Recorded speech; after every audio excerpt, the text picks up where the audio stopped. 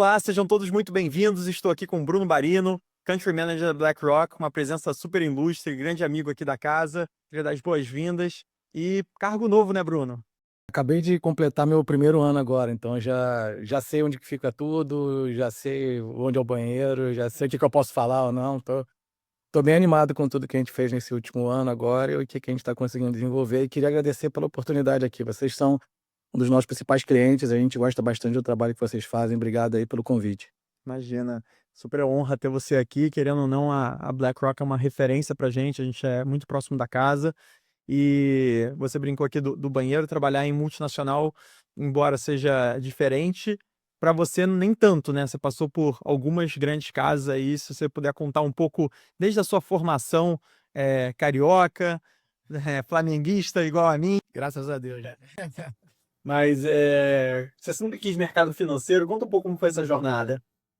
Bom, eu comecei no Rio, né? Eu me formei na PUC do Rio, quando entrei na faculdade em 97, né? Então era um mundo diferente, né? 97, pelo que eu me lembro, não tinha e-mail, a gente não tinha o acesso à informação que a gente tem hoje, né? Eu sempre quis mercado financeiro, não sei porquê, não consigo. Já pensei várias vezes em responder essa pergunta, mas às vezes é mais sorte do que juízo, então eu sempre quis. E uma coisa que eu sempre acreditei foi em me preparar primeiro. Então eu fiz questão de fazer uma faculdade que eu achava que era boa, para onde o caminho que eu queria seguir, e sempre combinando o estudo com o trabalho. Eu acho que hoje eu sinto falta de ter tido uma vivência de faculdade melhor, né, de dedicação só ao estudo, mas eu acho que eu ganhei bastante no início, principalmente, desculpa, para crescer mais rápido, né. Então eu fui conectando sempre onde eu queria chegar na carreira com a preparação acadêmica e com uma coisa que eu vejo que às vezes é difícil as pessoas terem, era uma visão mais de longo prazo, é resiliência, né. É a pele grossa, né, porque lidar com a frustração às vezes é difícil, né.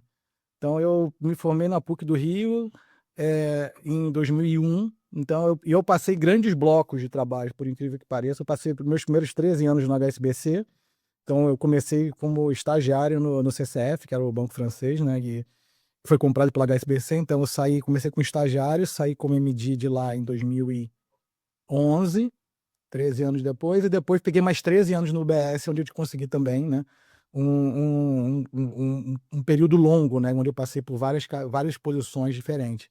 E ao longo do tempo eu fui conectando a parte acadêmica junto. Então, depois eu fiz um MBA em economia, depois eu fiz um mestrado em contabilidade, por incrível que pareça. Então é um dos grandes achievements da minha vida, eu acho, ter tido a paciência e a dedicação para fazer em contabilidade, o acadêmico ainda, então que me ajuda bastante até hoje.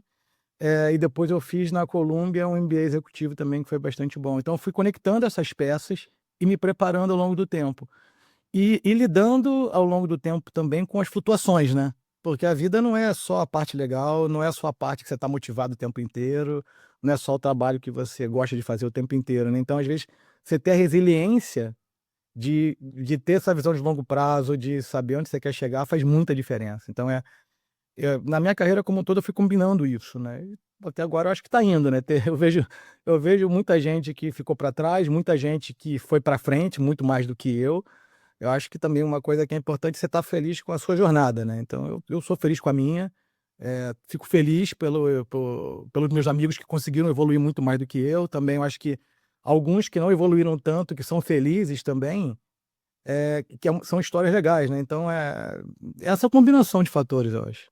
E você tem uma combinação que eu acho que ela é muito poderosa, que você passou uma boa parte do seu tempo tanto na área comercial, eu não sei se você chegou a atender cliente propriamente dito, mas você tocou ali a parte de wealth, né, em algumas instituições, e você já foi CFO, que é uma parte extremamente técnica, né, então você trabalha um pouco desses 2 mundos, e quando você junta esses 2 skill sets é muito poderoso.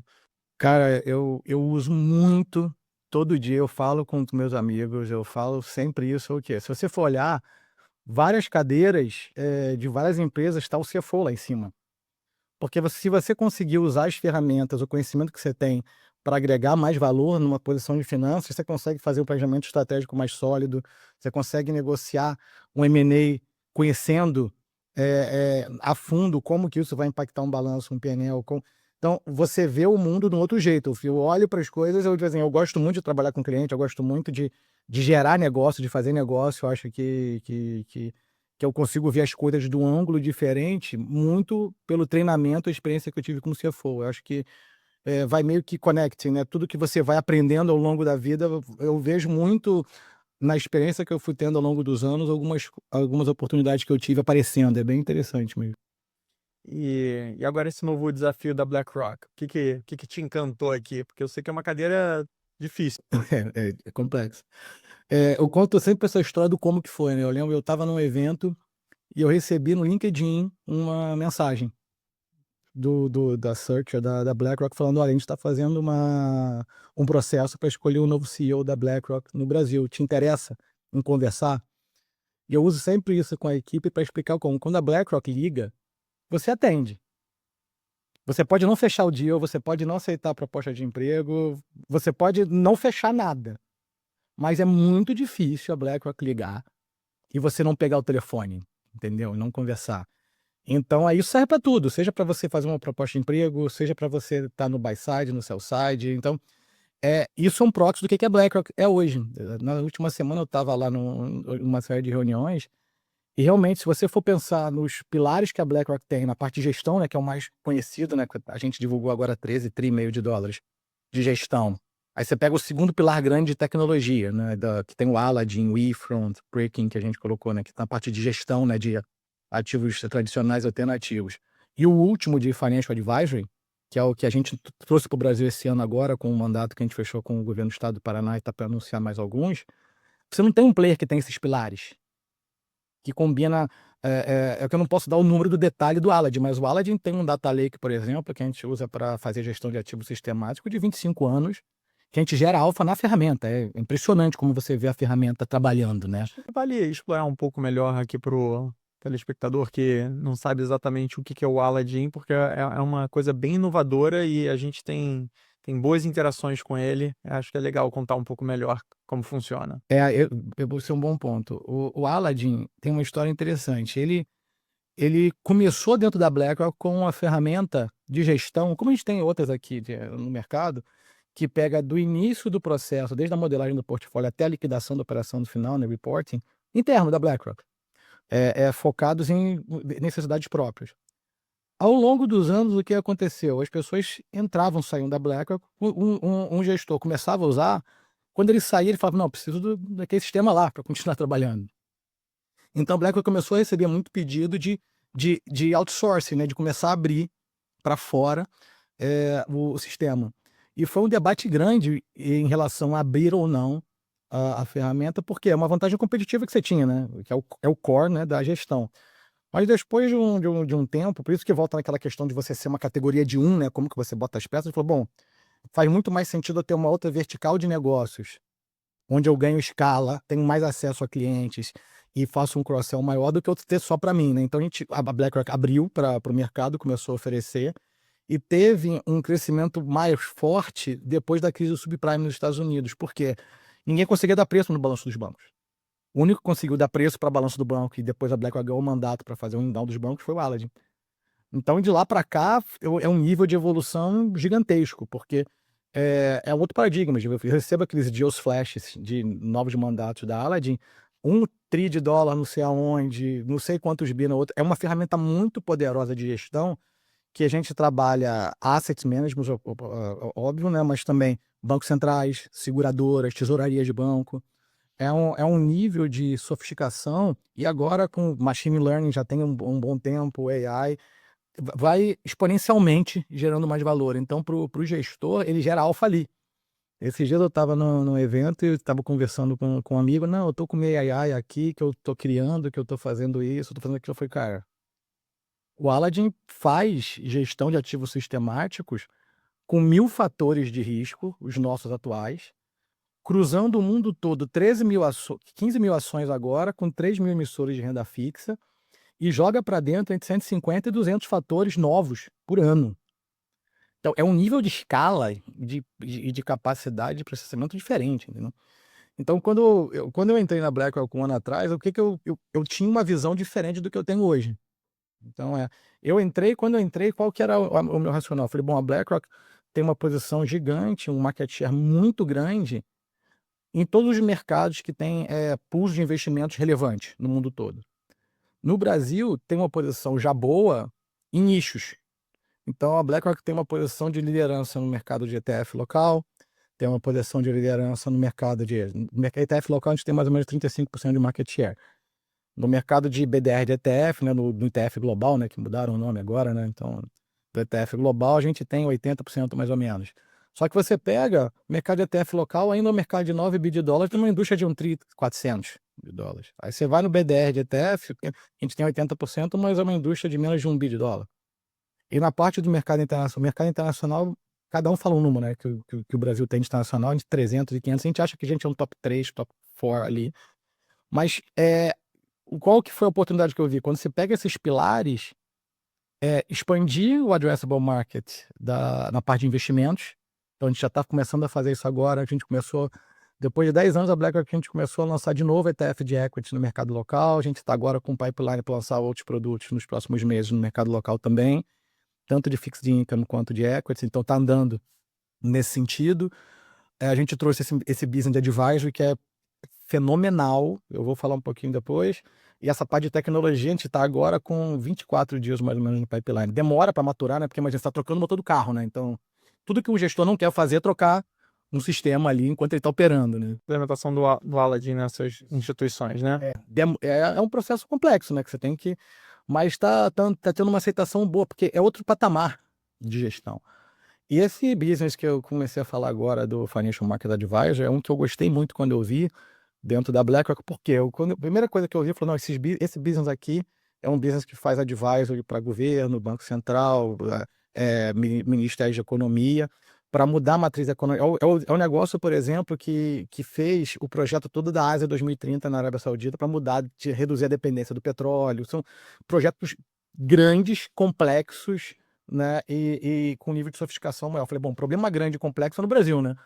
Então, a gente começou a trabalhar com o governo de alguns estados, tá? A gente assinou o primeiro contrato com o Paraná, tem alguns outros para maturar agora. Então, a gente está conseguindo expandir nessas grandes linhas. E se você for parar para pensar, não tem um player global que tenha esses pilares que se conectam desse jeito, né?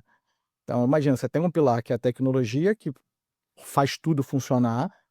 Você tem todos os veículos de investimento e você tem uma área de advisory que consegue ter uma visão do lado do investidor e do tomador do dinheiro, né? Do tomador e do doador. Então, é muito interessante. Projetos grandes, complexos, né? E com nível de sofisticação maior. Eu falei, bom, problema grande e complexo é no Brasil, né? Então, a gente começou a trabalhar com o governo de alguns estados, tá? A gente assinou o primeiro contrato com o Paraná, tem alguns outros para maturar agora. Então a gente está conseguindo expandir nessas grandes linhas. E se você for parar para pensar, não tem um player global que tenha esses pilares que se conectam desse jeito, né? Então imagina, você tem um pilar que é a tecnologia, que faz tudo funcionar. Você tem todos os veículos de investimento e você tem uma área de advisory que consegue ter uma visão do lado do investidor e do tomador do dinheiro, né?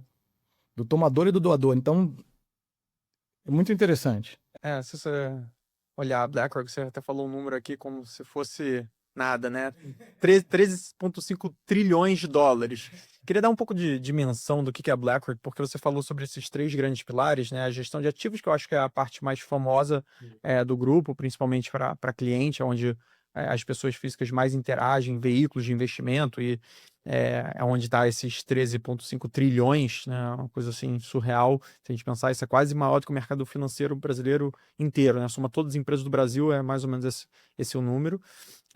Vale, mais ou menos, é uma asset, né? Só que é uma asset com 23 mil funcionários, 30 países, vale de market cap quase o dobro do Itaú, né? Pensa o Itaú, né? O maior conglomerado do hemisfério sul.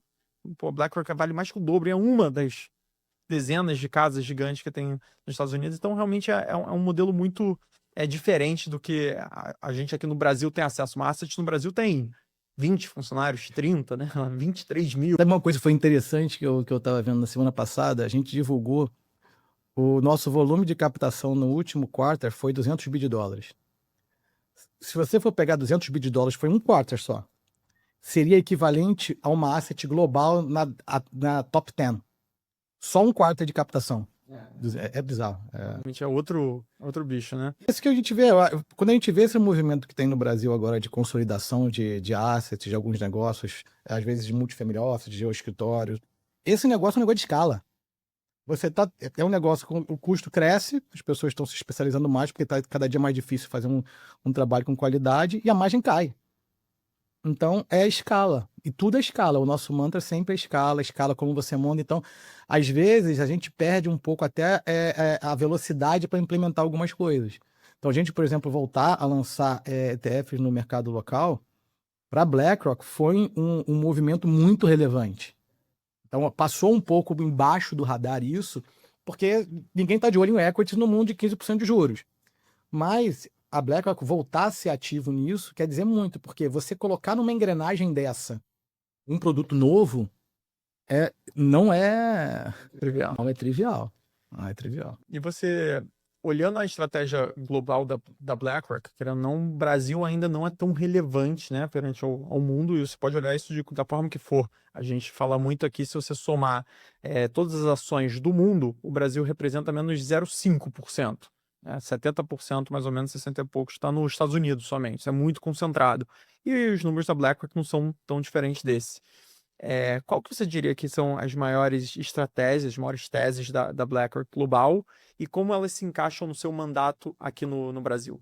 Olha, a gente tem falado praticamente o tempo inteiro tokenização, ativo digital e gestão sistemática. Se eu puder dar assim, 3 tendências grandes, porque uma coisa que está cada dia mais clara é o quê? Se você olha um pouco para trás, o que era alfa no passado virou beta agora. Vai sendo incorporado, né, com a evolução dos instrumentos financeiros, né?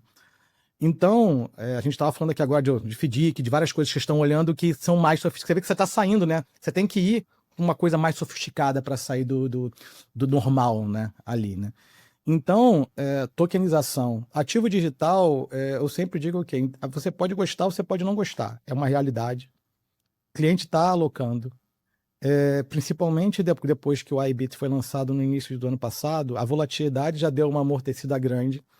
A gente já vê que 2% de alocação de IBIT, por exemplo, nas carteiras dos clientes, tem uma contribuição muito positiva na diversificação, porque como não tem correlação com os demais ativos. A partir de 2, quando você pega dado histórico, o risco começa a crescer muito. Mas eu tenho certeza que daqui a pouco, com a amortização, tendo um buffer não tão largo de volatilidade, vai começar a poder aumentar um pouco mais.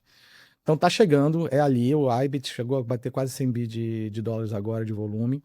Tokenização é uma nova fronteira. Então, por exemplo, a gente tem uma série de movimentos em relação a como você desenvolve produtos onde você consegue operar 24/7, né, e transacionar em outro patamar. Stablecoins, a gente tem o USDC. Imagina uma empresa que importa e exporta, se ela tem o USDC, ela não tem fronteira, é 24/7, e ela consegue, hoje a gente tem um produto que chama o Beetle, que ela consegue capturar taxa de juros americana e operar 24/7. Então, tem várias quebras de paradigma que estão chegando, que acho que são importantes ver. A história do fundo sistemático é o que eu estava falando antes, como que o Aladdin faz a gestão.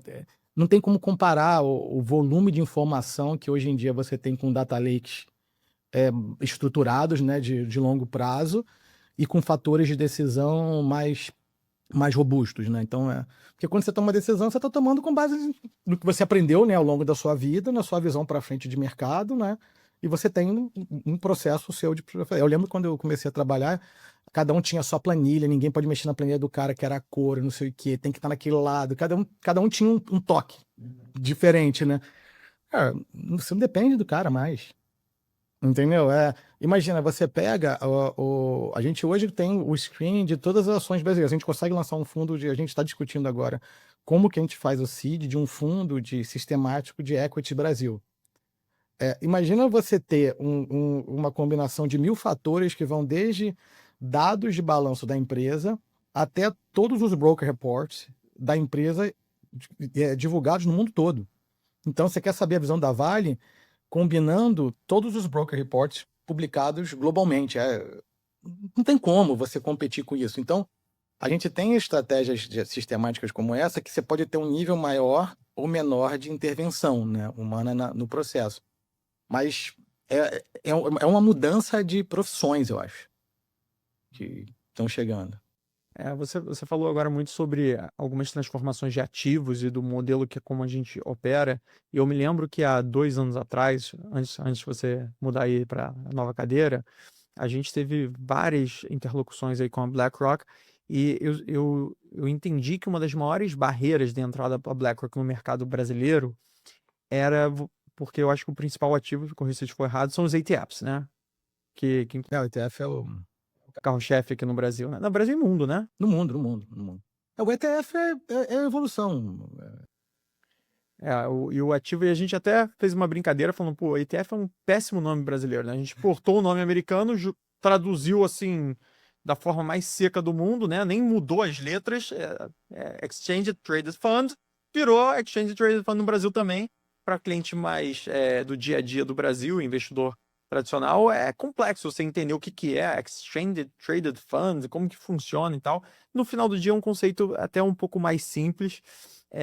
Dito isso, como é o carro-chefe, a gente falou, pô, isso é um veículo tão eficiente, tão eficaz, por que ele não é tão disseminado? E uma das principais barreiras à entrada, pelo que a gente viu que a BlackRock analisou, era o modelo de negócio do Brasil, né? O Brasil saiu de um modelo extremamente concentrado em banco, depois vieram as plataformas, muito impulsionadas pela rede de assessores, e o modelo de negócio ele sempre emperrava ali quando você ia na distribuição, porque é um produto de longuíssimo prazo, né? Por mais que você tenha liquidez, se você quiser amanhã vender o ativo e ter o dinheiro em conta, você vende em 1, 2 dias. Então é um veículo líquido, porém a grande vantagem dele é o carrego, né? Então é o BOVA11 da vida, que é da BlackRock, entre outros ativos.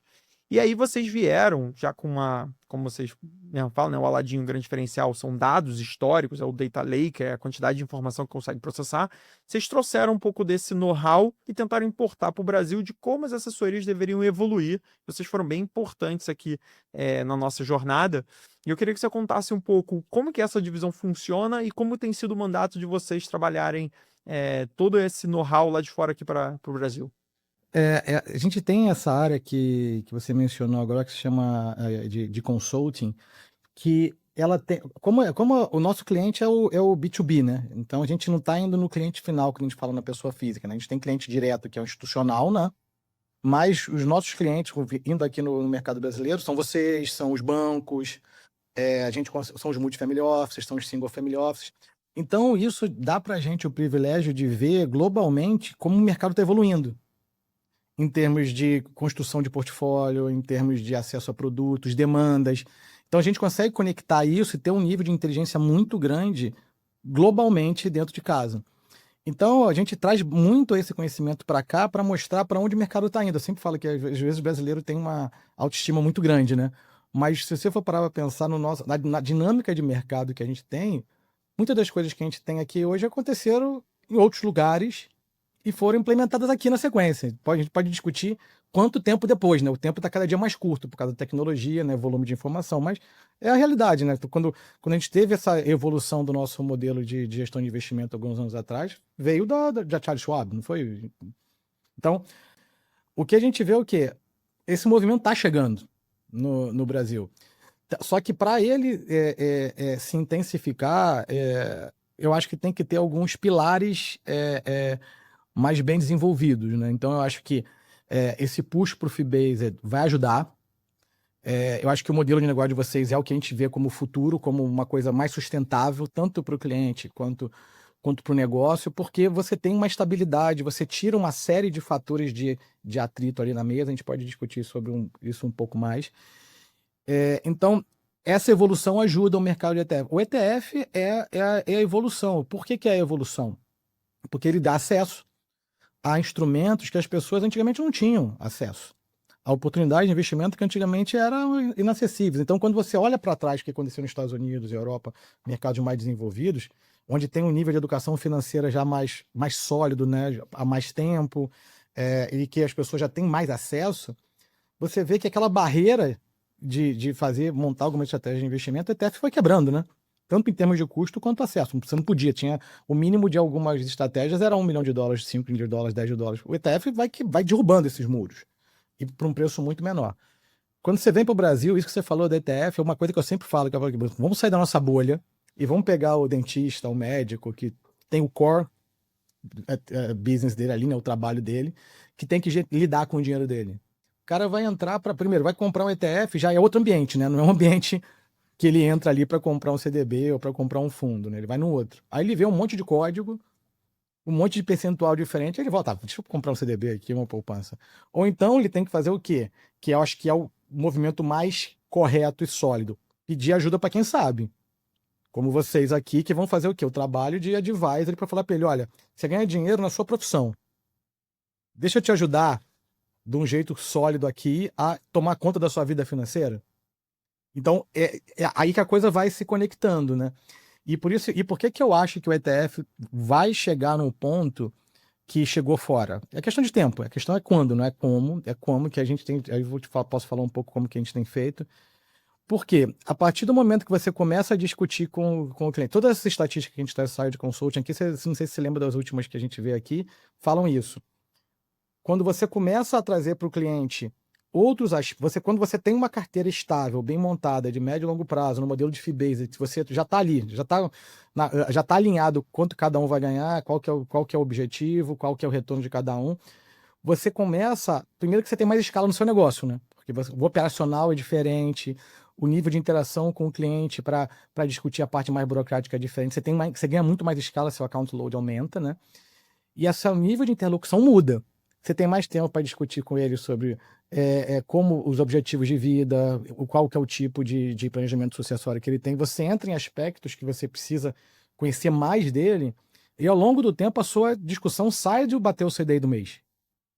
Você muda de relação. Você vai ter que bater o CDI do mês também, porque o Brasil é Brasil. Mas você tem uma evolução muito grande do negócio e da relação com o cliente. Entendeu? Eu sou bem fã da tese, não à toa isso já é um sucesso no mundo inteiro, inclusive é proibido o modelo de commission-based em alguns países nórdicos e na Europa. A gente acredita bastante, a gente vê o ETF como sendo um mega veículo. E já vou com uma provocação aqui para você, mas antes eu queria lembrar uma frase, acho que do Milton Friedman, que ele fala que não existe almoço de graça, né? E a gente tem uma provocação para ele, que existe um almoço de graça chamado diversificação. E o ETF é talvez o melhor veículo para diversificar. E aqui eu já vou para uma pergunta talvez um pouco mais focada. A gente vê hoje muito falando sobre AI, né? As maiores empresas do mundo hoje já trabalham com AI, acredito, investem absurdo em AI. Você pega o chat GPT, que é da OpenAI. A OpenAI fez um contrato com a Oracle de $400 bilhões, sendo que ela fatura 10 bi de dólar. Então fica aqui a nossa grande preocupação em como uma empresa ainda tão startup, né? Óbvio, ela já tem produto, já funciona, já tem faturamento, mas ela tem ambições tão grandes na jornada, ela está tão no início, como que ela vai entregar isso? E aí, quando a gente olha de novo diversificação, a gente acredita muito que empresas de AI vão concentrar boa parte do lucro do mundo, como já vem fazendo, porém a gente vai errar nas dimensões e vão existir bolhas no meio do caminho. Então, a nossa preocupação, e aí eu pergunto, pô, você como que você enxerga isso? É uma tese nossa, né? Em vez de eu tentar acertar se OpenAI vai valer o que imaginam que vai valer, se a gente não compra um ETF, por exemplo, do segmento de AI, que algumas vão dar certo, outras vão errar, eu estou diversificado, mas na média eu vou surfar o movimento em vez de eu querer ser o herói e acertar ali na mosca qual é a ação que vai performar. Então, como você acha que o ETF ele pode ajudar nessa estratégia de você pegar grandes teses, mas você não tomar um risco muito específico? Isso vai bem em direção ao que a gente acredita, que você tentar acertar o timing de mercado e fazer o stock picking é cada dia mais complexo. Então eu perdi a chance aqui agora de fazer até uma propaganda no ETF nosso, que eu esqueci o código, mas isso que você falou, a gente preparou ETFs para isso. Então a gente tem um ETF na nossa grade que é só empresas focadas na infra de AI.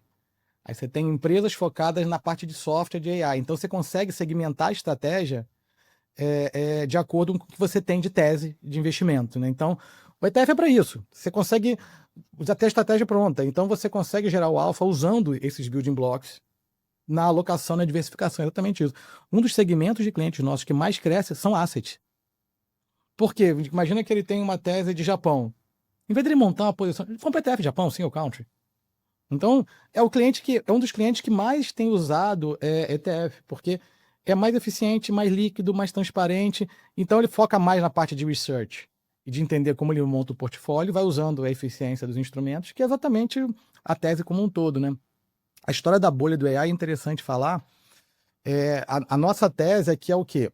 Quando você olha para trás, as revoluções industriais que a gente teve, né? A gente teve a máquina a vapor, a eletricidade e a da internet, né? A AI, na nossa visão, é mais profunda que as três. Porque a AI, na curva, né? A gente está no início ainda, né? A gente está na parte de build-out de infra ainda, que vai demorar. Tem gente que fala que vai demorar 5 anos, tem gente que fala que vai demorar 10, então, entre 5 e 10 é tão largo que, enfim. Mas está no início. Vai ultrapassar o conhecimento humano. A questão é quando. Então, o nível de profundidade é muito grande. Só nos Estados Unidos, a gente acha que daqui até 2030 vai ter um investimento em AI na cadeia toda de 700 bi de dólares e depois fica na faixa de 1 tri. Então, é um volume abismal de investimentos quando você pensa. Então, a nossa tese aqui agora, obviamente a gente acompanha muito de perto, a nossa tese aqui agora, quando você vê o nível de endividamento das empresas, os retornos e o volume de investimentos, a gente não vê uma bolha ainda e não vê sinal de bolhas que a gente teve no passado. Não quer dizer que não possa ter.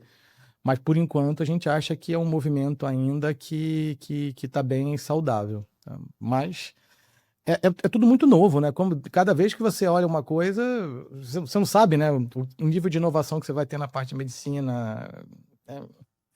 Mas é uma das tendências que a gente vê mais profundas de transformação econômica, né? A gente tem trabalhado muito nessa nossa área de advisory junto com governos e montar a estratégia, porque se você for pegar a cadeia inteira de AI, é o nível de transformação que transforma a economia de país inteiro, né?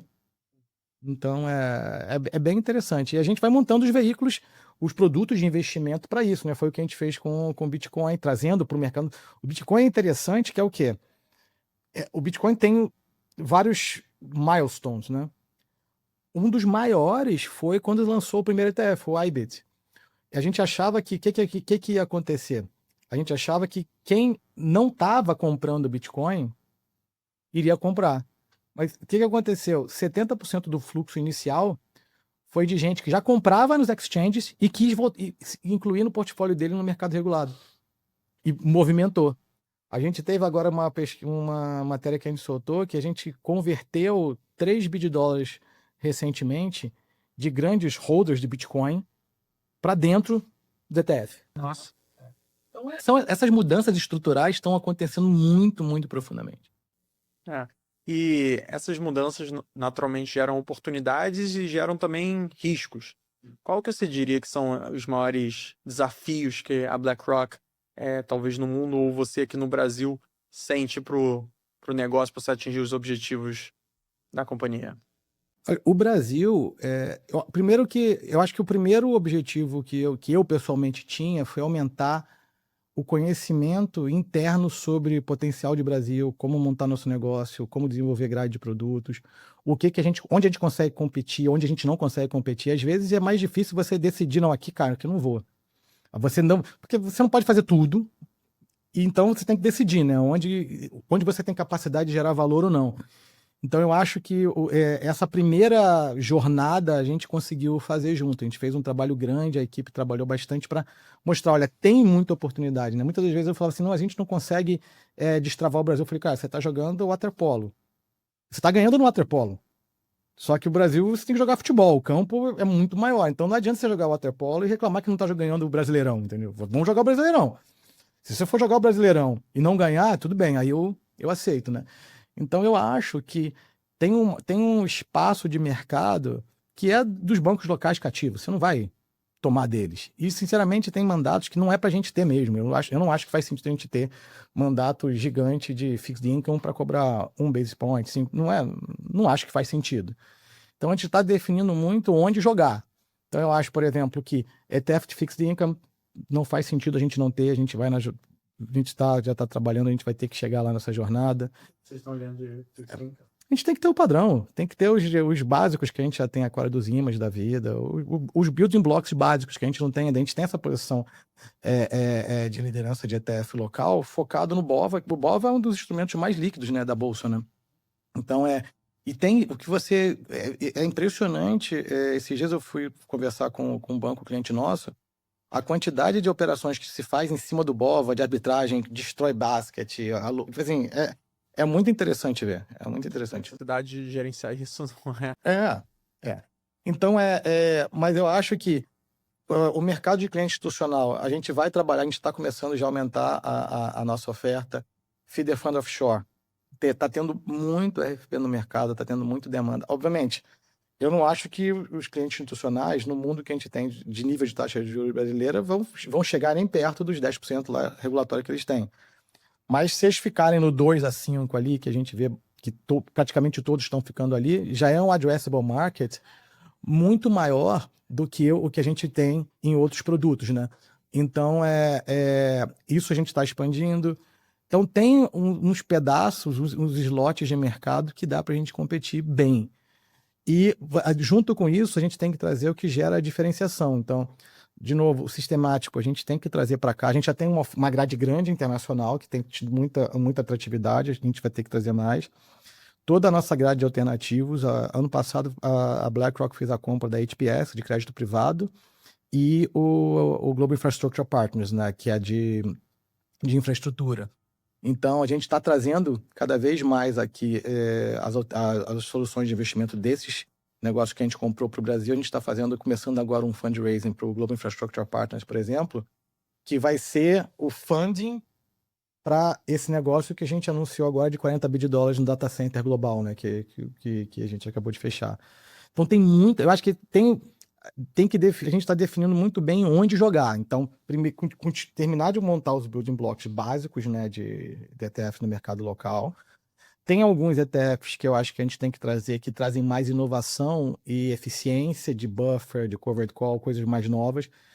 Tem o desafio sempre da regulamentação, porque a gente só pode ter o ETF passivo, né, não pode ter o ativo. Mas dá para a gente expandir bastante o que a gente faz hoje.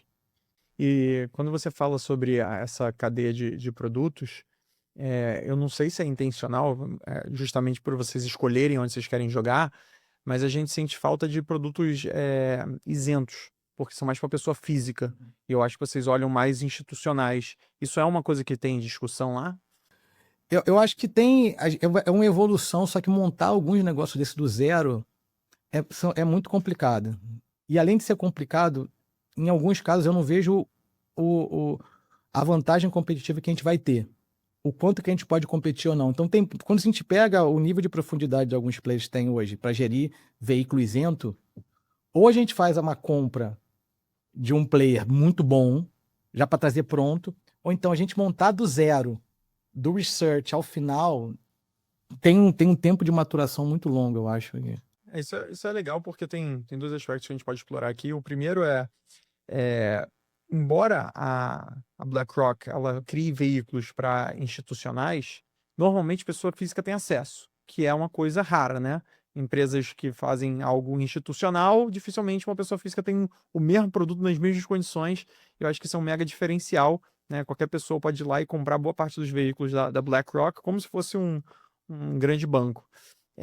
E o segundo é falando sobre o know-how. Querendo ou não, a BlackRock ela tem o tamanho que ela tem muito devido a bons M&As, né? A ter a capacidade de enxergar boas oportunidades. Inclusive, a divisão inteira de ETFs foi parte de uma aquisição da iShares, né? Exatamente. Como que vocês hoje enxergam oportunidades para criar novos produtos vindo dessa tese que vocês executam tão bem há tanto tempo? Esse é um ponto relevante que você mencionou. Os iShares vieram do Barclays, a compra pós-crise, né, 2009, se não me engano, que veio a franchise inteira dos ETFs. Ano passado foi um ano transformador para a BlackRock. E por quê? Conectando com o que a gente tem de visão para mundo, né? Então, na nossa visão, o mundo vai para um caminho onde os bancos não vão conseguir manter o volume de financiamento que eles têm num nível de taxa competitivo, com aumento de pressão regulatória, aumento de requerimento de capital. Está cada dia mais caro para um banco carregar algumas operações de crédito em balanço, né? Por isso que no Brasil você tem os FDICs, você tem os fundos líquidos, semilíquidos que você vê no mercado internacional. Olhando para isso, o que a gente viu? Bom, a gente tem um business que não tem a escala que deveria ter, a sofisticação para jogar nesse jogo, que é para onde o mundo está indo. O que a BlackRock fez? Comprou a HPS, de crédito privado. Então agora a gente consegue conectar uma capacidade de originação por um lado, captação de recursos do outro, e com veículos líquidos, semilíquidos e líquidos de crédito. Então você pega isso, pega um business grande e escala global. Um outro ponto é o que a gente fala muito do déficit de infraestrutura global que tem, né? 70 tri para um lado, para o outro, e que já é consenso que o governo sozinho não consegue cobrir. Tem que ter um blended de privado com público ou só privado, então alguém tem que ocupar esse espaço. O que a gente fez? Fez a compra do Global Infrastructure Partners. Então, o Global Infrastructure Partners é um business que, by default, só faz tickets grandes, de investimentos muito grandes. Então, eles tinham comprado o aeroporto de Heathrow. Então, quando a gente fala de investimentos que eles fazem, foi os portos do Canal do Panamá, esse negócio que 20 bi de dólares, esse agora de 40 bi de dólares, são coisas muito, muito grandes, em escala. Então, colocamos esse business também na prateleira. Então, hoje a gente é um dos maiores players de infraestrutura, um dos maiores players de crédito privado. E a terceira compra que a gente fez no ano passado também foi a Preqin, que é o quê?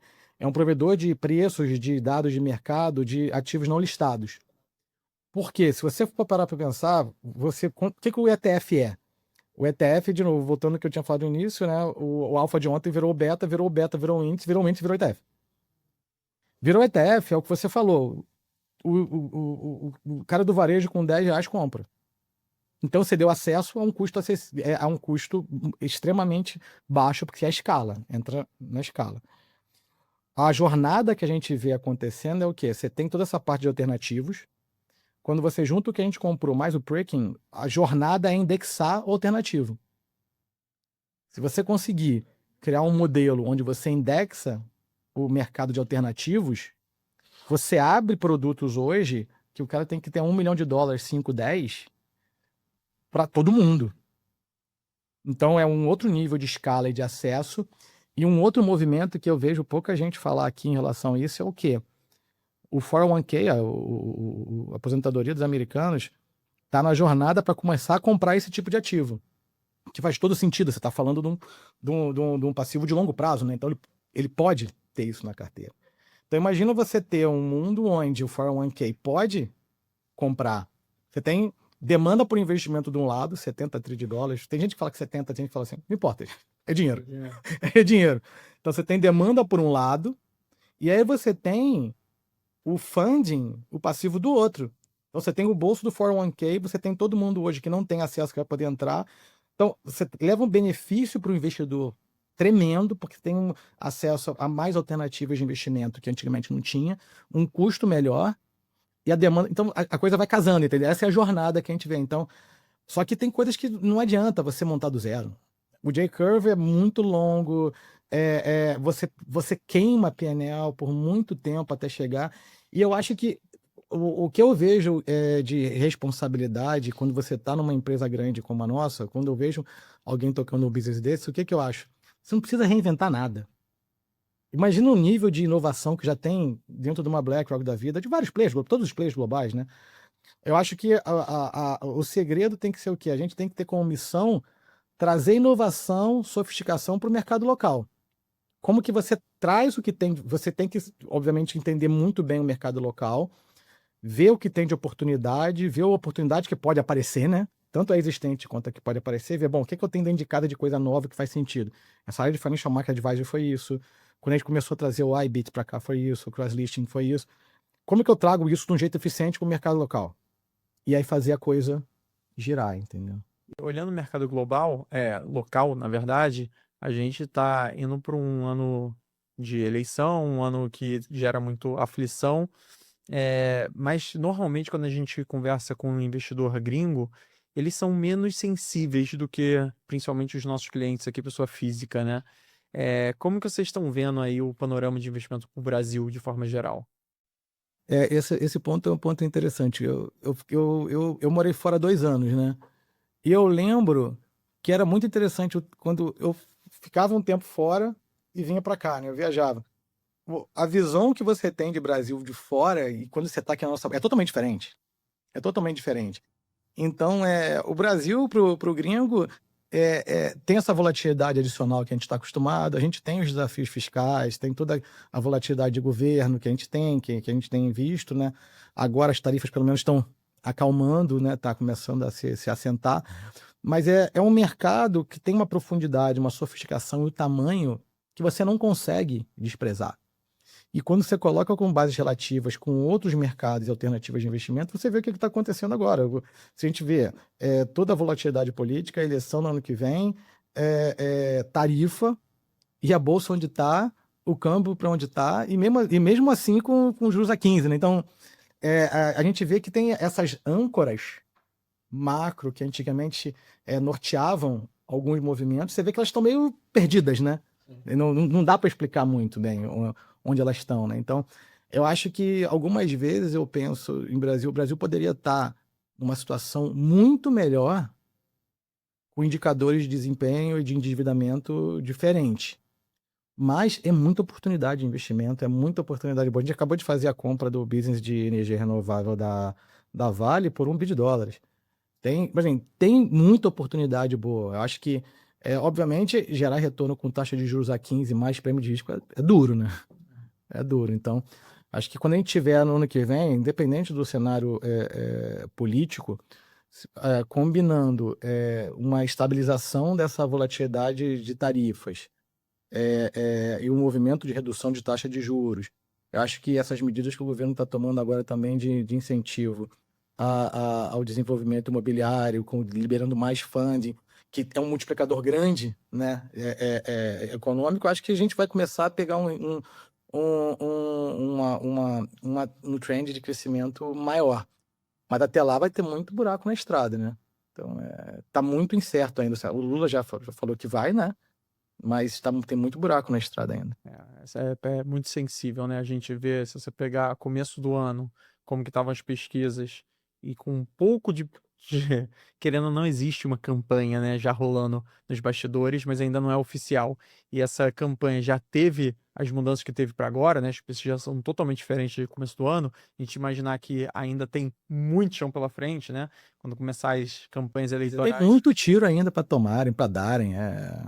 Tem muita Vai coisa. ter muita volatilidade. Eu acho que, de novo, diversificar, ter produtos estruturais a longo prazo, separar caixinhas de risco para querer eventualmente fazer movimentos táticos e aproveitar algumas oportunidades de curto prazo, é o melhor caminho, porque realmente ninguém sabe o que vai acontecer, né?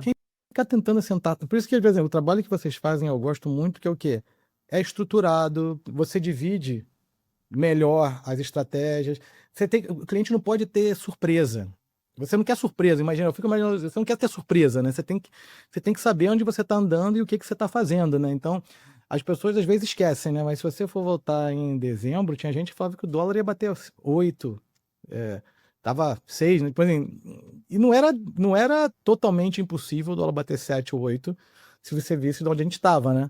Olha como é que a gente está agora. Então, eu acho que se você tiver confiança na tese de investimento, entender bem o nível de risco que o cliente está disposto a correr, eu acho que e essa parte do onshore, do offshore, faz muita diferença, porque o offshore, principalmente, independente do nível do cliente, né, no ultra high mais ainda, é uma carteira estável a mais longo prazo. O cara não fica mandando dinheiro para um lado para o outro, né? Então, eu acho que a gente tem visto muito o quê? Entre todos os segmentos, as pessoas estão começando. Primeiro que não tem mais mística do offshore, né? O cara faz uma transferência do valor que for na hora, né? Então, todo mundo está vendo que o quê? Depois que o dinheiro foi para fora, sentou, ele não fica indo e voltando, né? Você consegue fazer uma estratégia mais bem diversificada e de mais longo prazo. É isso, Bruno. Bom, queria agradecer institucionalmente aí a BlackRock e a você. É uma casa que realmente vai muito além Isso eu falo sempre, né? Vocês, em vez de vocês poderiam simplesmente vir aqui oferecer uma grade de produtos e falar, ó, tem aqui um pouco de tudo, tem infraestrutura, tem saúde, tem fintech, tem aqui 1001 produtos para vocês investirem. Vocês vão além disso, vocês entendem a jornada do cliente, vocês entendem a jornada das instituições, vocês abrem as portas globalmente para a gente, trazendo sempre boas referências, histórias de sucesso, ajudando a gente a trabalhar melhor os nossos dados. Então, é sempre um prazer receber vocês, agradecer pela parceria de sempre, parabenizar pelo trabalho e desejar boa sorte aí nos desafios que estão por vir. Não, obrigado aí pela oportunidade. Se alguém vier aqui oferecer só um produto, você me fala porque tá errado. Eu acho que o nosso trabalho tem que ser esse, é o que é trazer solução, conhecimento. Vocês são dos nossos principais clientes. Eu acho que vocês fazem um trabalho que é referência, então a gente tem que estar junto para ajudar. E em relação aos produtos, tem o Pedrão que sempre fala, né? Se tem algum produto aí que eu não tenho, que o produto é ruim, né? Então a gente tem que se preparar para todos os cenários para estar aqui trabalhando com vocês com isso. Vocês vão chegar com uma demanda e a gente poder trabalhar junto para atender. Mas obrigado aí pela oportunidade de estar junto com vocês. Valeu, Bruno. Obrigado. Valeu, pessoal.